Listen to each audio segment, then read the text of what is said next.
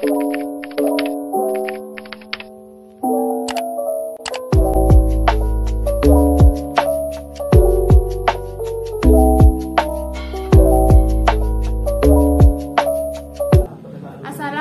warahmatullahi wabarakatuh. Perkenalkan, nama saya Latifah, absen 25.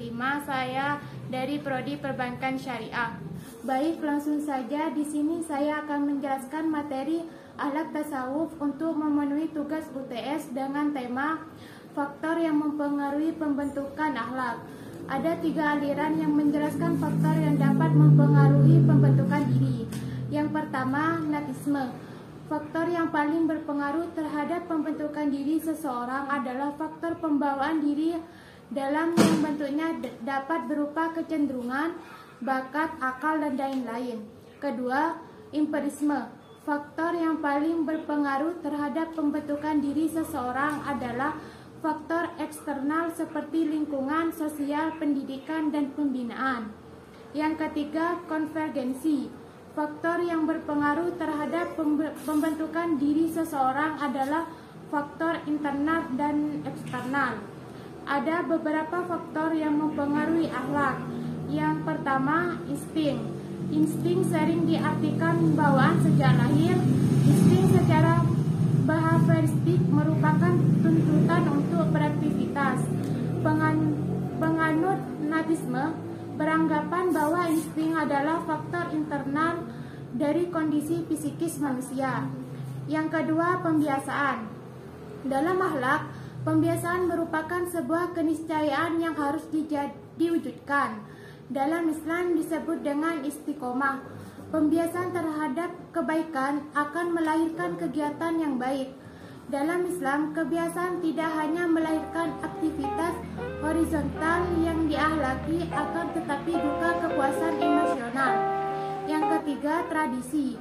Tradisi yang terbentuk dari dialog antara individu dengan lingkungan menjadikan individu terkungkung dengan kebiasaan yang melingkarinya, sehingga dia akan melakukan aktivitas sesuai dengan tradisi. Ketika jiwa tidak mampu mewarnai kebiasaan tidak baik, maka agama menyarankan untuk hijrah kepada yang ma'ruf. Yang keempat, suara hati. Suara hati yang tersinari disebut dengan nurani, yang dalam Al-Quran dikatakan fuadah.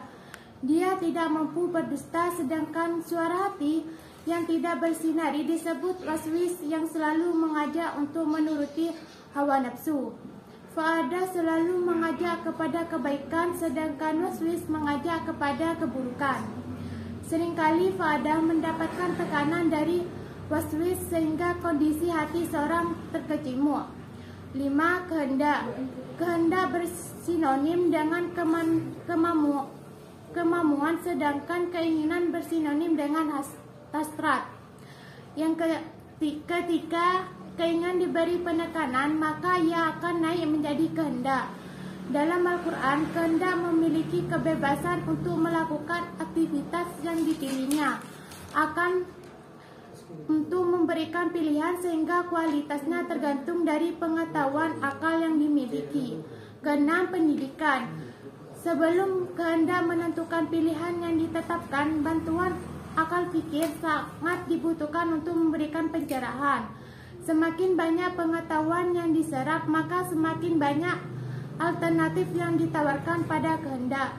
Pendidikan dalam akhlak lebih mengedepankan keteladanan, keberbedaan dengan pendidikan konvensional yang lebih mengedepankan kecerahan otak. Sekian dari saya, kurang lebihnya mohon maaf. Wassalamualaikum warahmatullahi wabarakatuh.